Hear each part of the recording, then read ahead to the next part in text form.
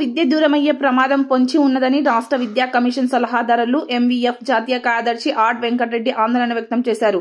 దళిత బహుజన front ఆధ్వర్యంలో నిజాంపేట్ మండల కేంద్రంలో శుక్రవారం భారత రాజ్యాంగ హక్కులు, చట్టాలు, సామాజిక, ఆర్థిక, రాజకీయ పరిస్థితులు, నాయకత్వ లక్షణాలపై శిక్షణ శిబిరం నిర్వహించారు. విద్యా హక్కులు అమలు, పరిస్థితి, సవాళ్లు, పరిష్కారాలు అనే అంశంపై రాష్ట్ర విద్యా కమిటీ సలహాదారులు ఆర్ వెంకటరెడ్డి ప్రసంగించారు. అది నిజమా? చెప్పండి. తలలోకి పోయి తలలోకి రావడం నిజమా? నీకు మీరు ఏదైనా చెప్తేనే నాకు కూడా వస్తుంది. పోవడం సాధ్యమా? రావడం సాధ్యమా? అలాంటప్పుడు ఈ రోజు నీ ఇంట్లో గృహప్రవేశానికి నువ్వు ఇట్లా పోతేనే కరెక్ట్, ఇట్లా వస్తుంది కరెక్ట్ అనేది మీరు ఎలా నమ్ముతారు? మన కొడుకుల పెళ్లిలకు, మన బిడ్డల పెళ్లిలకు వాళ్ళని అడుగుదామా? ఇది ఒకటి. కానీ వాళ్ళు రాసిందే మనల్ని.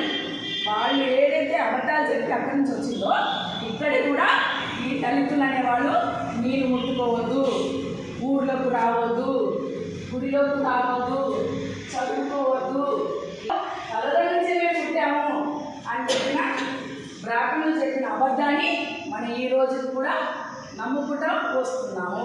వాళ్ళు చేసిందే మనల్ని నరకడం కానీ, చంపడం కానీ, చదువుకోదనడం కానీ, ఇప్పుడన్నా గదుల్లో కావాలని చెప్పిందంతా కూడా ఎవరు చెప్పారు? వాళ్ళు చెప్పింది. కాబట్టి మనం ఏం చేసాము? వాళ్ళు చెప్పిందంటే వాళ్ళు చెప్పారు. మనం ఏం